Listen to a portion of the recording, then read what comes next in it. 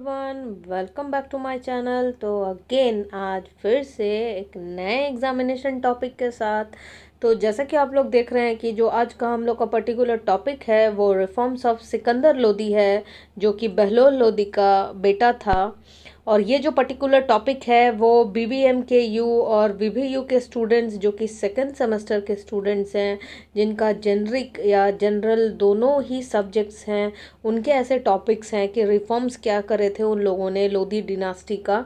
तो उसका आज पर्टिकुलर टॉपिक हम लोग डिस्कस करेंगे। वो सारे रिफॉर्म्स जो कि सिकंदर लोधी ने करा था जब वो इंडिया में था, इंडिया को इन्वेड करा था, तो उसके बारे में आज का हम लोग का पर्टिकुलर जो टॉपिक है वो डिस्कस करेंगे। यानी कि अगर इसके बारे में कोई भी क्वेश्चंस पूछे, यानी कि reforms of Sikandar Lodhi explain, तो आप लोग लिख सकते हो, करेक्ट। चलिए वीडियो को ज़्यादा ना लंबा करते हुए सीधा टॉपिक पे आते हैं और डिस्कस करते हैं इसको फुल्ली कंप्लीट। तो सिकंदर लोधी, जैसा कि हम लोगों ने पहले भी किया कि आज हम लोग सिकंदर लोधी पर डिस्कस करना चाहते हैं, तो पर्टिकुलर टॉपिक सिकंदर लोधी पे ही है। हाँ, जो नोट्स है वो हैंड रिटन्स हैं, तो थोड़ा सा इजी हो जाएगा आप लोगों को समझने में। तो चलिए स्टार्ट कर देते हैं आज का हम लोग का टॉपिक कि क्या है। तो सिकंदर लोधी जो इसका टाइम पीरियड था वो था 1489 से 1517 तक।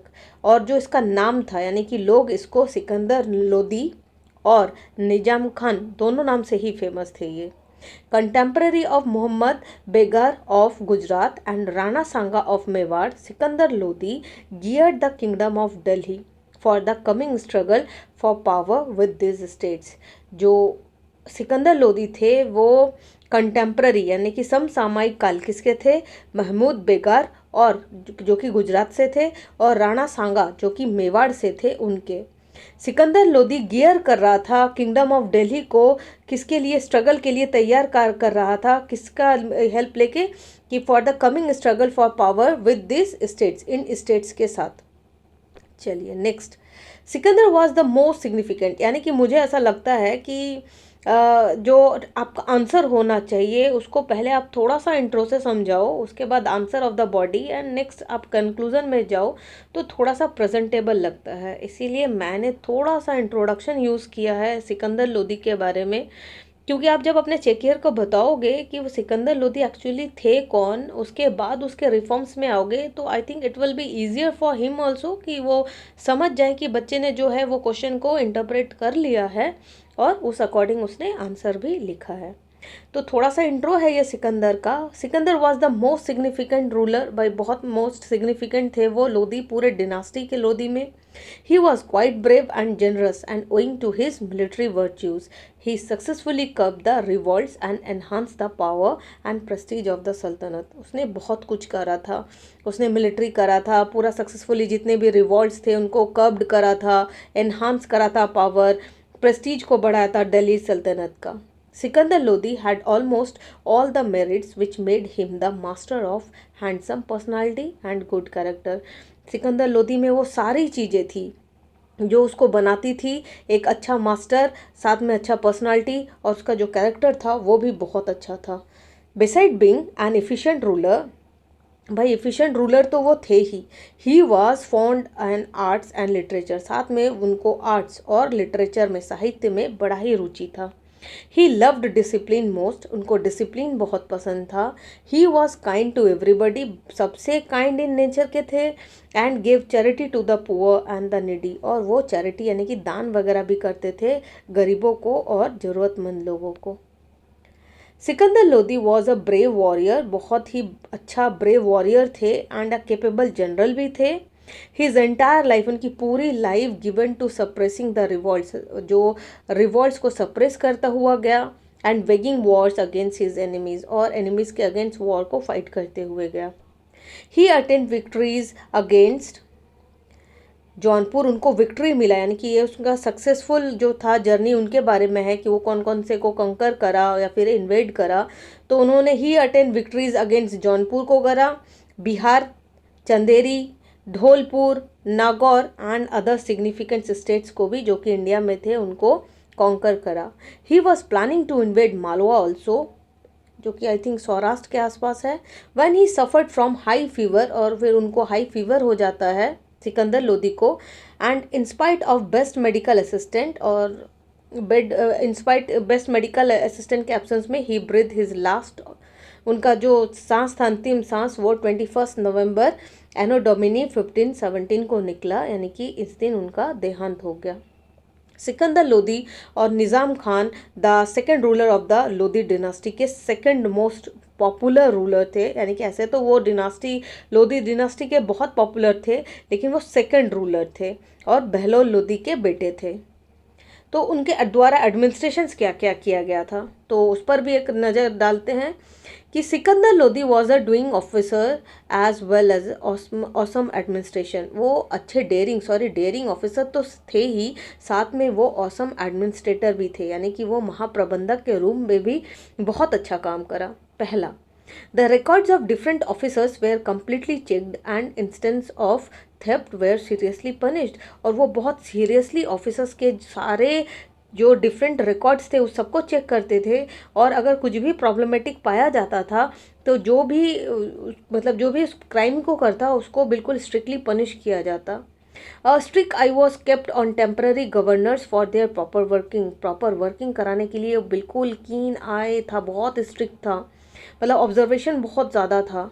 Like Balban he generally maintain the dignity of his office, और जैसे कि बलबन जो कि स्लेव डिनास्टी के, तो ही जनरली वो भी मेंटेन करते थे डिग्निटी ऑफिस का, and didn't mix so openly with the individuals, और इंडिविजुअल्स से पूरा मिक्स या फिर क्लोज नहीं चले, मतलब ओपन नहीं हो जाते थे। He never allotted any high post to a man of low birth, उन्होंने कभी किसी हाई पोस्ट मतलब हाई पोस्ट नहीं दिया लो बर्थ लोगों को। Next, the interest of the poor was all together care for, even though कि उन्होंने कभी पोस्ट नहीं दिया लेकिन फिर भी उन्होंने पुअर का ध्यान रखा, केयर रखा। Sikandar Lodi organised and control the entire system, जो सिकंदर लोदी थे वो सब कुछ ऑर्गेनाइज भी कर रहे थे, कंट्रोल भी कर रहे थे सिस्टम को अपने किंगडम का, जो कि दिल्ली सल्तनत था। दिल्ली सल्तनत को फुल टेक ओवर और कंट्रोल करके रखा था with a proper arrangement and administration. तो धीरे धीरे हम सारे इसकी इनकी और पॉलिसीज़ के बारे में डिस्कस करेंगे। तो साथ में अभी टॉपिक आ जाता है कि रिलीजियस पॉलिसीज़ क्या थी, यानी कि उनकी जो धार्मिक नीति थी वो कैसी थी। धार्मिक नीति,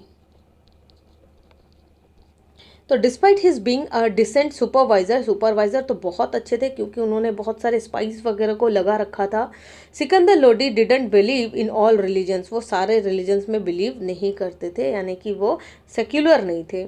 Sikandar Lodi encourage Hindus to follow Islam, वो इस्लाम को फॉलो कराने में लगे हुए थे हिंदूज़ को, and for this reason he utilize both sword and cash. और औरंगज़ेब की तरह ये भी थे, क्योंकि ये पसंद नहीं करते थे, ये फोर्सफुली उनको करा रहे थे, तो लोग जैसे कि औरंगज़ेब को नहीं पसंद करते थे वैसे इनको भी नहीं पसंद करते थे। आप ज़बरदस्ती किसी का धर्म कैसे ही बदल सकते हो, वो तो बाय बर्थ है ना। तो उनके अदर पॉलिसीज़ क्या है कि he started sitting on the throne and compelled his nobles to show formal respect to him in the darbar और आउटसाइड। उन्होंने क्या करा, वो स्टार्ट किया बैठना कहाँ पर, राज सिंहासन पर, और क्या कंपेल्ड करना स्टार्ट करा अपने नॉबल्स को, to show formal respect to him in the darbar, यानी कि जो कोर्ट थे वहाँ और आउटसाइड भी। He frame certain rules which were observed by all his nobles and governors, उन्होंने कुछ रूल्स बनाए जो कि उनके नॉबल्स और गवर्नर्स लुक आफ्टर करते थे। इम्पार्शियल जस्टिस, जो जस्टिस था, जो न्याय था, वो बिल्कुल इम्पार्शियल था, बिना किसी बात के। He brought about several reforms in the judicial system में उन्होंने काफ़ी रिफॉर्म्स किए। He himself was the highest appeal of justice, और वो खुद ही हाइएस्ट, मतलब जो अपील जहाँ होगा वो खुद ही था। He dispensed impartial justice to his subjects, और वो क्या करता था, बिल्कुल इम्पार्शियल होकर, यानी कि बिना किसी एक तरफे के झुकाव के वो क्या कर देता था, डिसीजन। ठीक, ये उनका जुडिशियल सिस्टम था जो कि बिल्कुल इम्पार्शियल था। तो डेवलपमेंट ऑफ एग्रीकल्चर क्या था, he abolish duty on grain and encourage farmers to improve agriculture. हालांकि हम लोग को मालूम है कि वो एग्रीकल्चर को क्यों प्रमोट कर रहे थे, क्योंकि मैक्सिमम जो टैक्स था उस समय इंडिया का वो फार्मर्स के थ्रू ही दिया जाता था, और अगर खेती आप ना करो तो फिर आपको इम्प्रूवमेंट नहीं होगा एग्रीकल्चर में, तो फिर आपको अच्छे गेन कैसे मिलेंगे, आपको टैक्स कैसे मिलेगा। दैट्स वाई उन्होंने क्या करा था, he abolish duty on grain and encourage किया था फार्मर्स को अपने एग्रीकल्चर को इम्प्रूव करने के लिए। तो डेवलपमेंट ऑफ लिटरेचर, क्योंकि हमने शुरुआती में पढ़ा कि उनको आर्ट एंड लिटरेचर, आर्किटेक्चर, ये सब का बड़ा ही शौक था।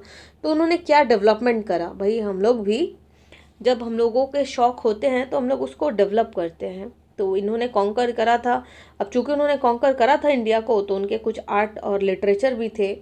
The sultan was an accepted scholar, he was well versed in Persian and compose poem. वो अच्छे पढ़े लिखे थे, क्वालिफाइड इंसान थे, और उन्होंने पर्शियन में well versed Persian and compose poems, उन्होंने पोएम्स लिखे in this language. He was pattern of learned man, बिल्कुल भाई शिक्षित इंसान थे। प्रमोशन ऑफ आर्किटेक्चर, तो भाई आर्किटेक्चर को क्या प्रमोट करा, ऐसे आपको पॉइंट वाइज भी लिखना है, आप चाहो तो आप एरो देकर भी लिख सकते हो। तो प्रमोशन ऑफ आर्किटेक्चर क्या है, the sultan built the city of Agra which become an important administrative and culture centre of the Mughals. वो समय जो उन्होंने बनाया था, जो एडमिनिस्ट्रेटिव सिस्टम, वो कल्चरल सेंटर, वो अब किसका सेंटर बना, मुगल्स का।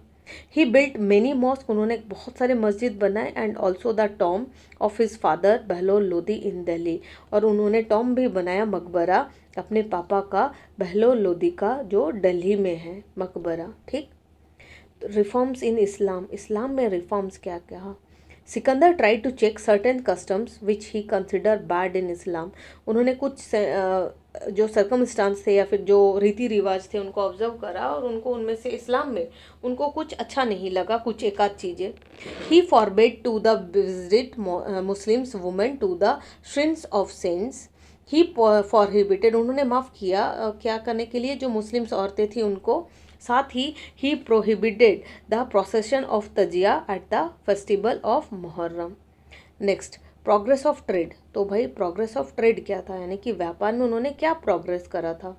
The sultan abolish all the international duties, उसने सारे इंटरनेशनल ड्यूटीज़ को क्या करा था, अबॉलिश कर दिया था, ख़त्म किया था।